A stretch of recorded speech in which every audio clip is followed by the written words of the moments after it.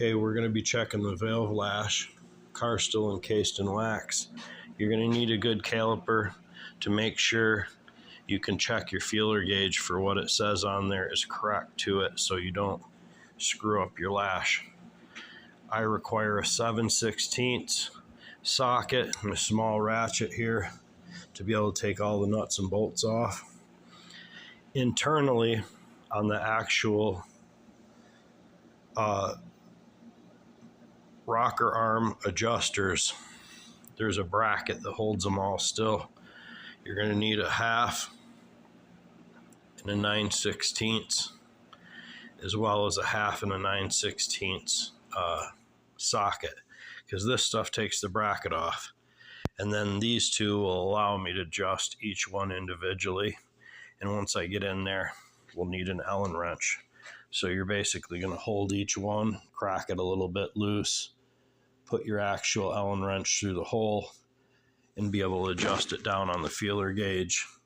And then hold this and crack the Allen wrench back tight on each one individually and make sure they're all reset and gone through, unless they're all correct.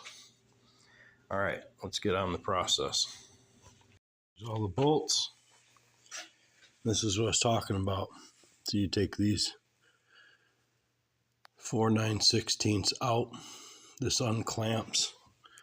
Then this is a 9/16 with an Allen down in there to adjust each individual roller rocker. Here's the gasket, the valve cover. Now let's check for metal. Clean, no metal.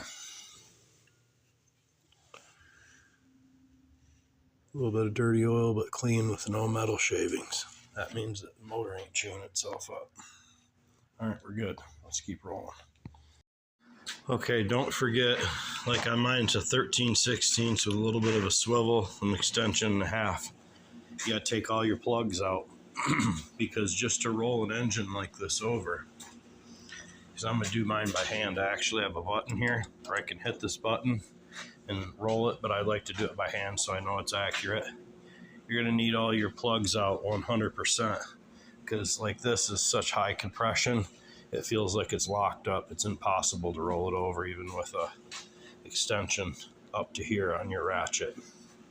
So you're gonna have to do that, and then get a socket for your crank with a bar and be able to roll it the way you need to.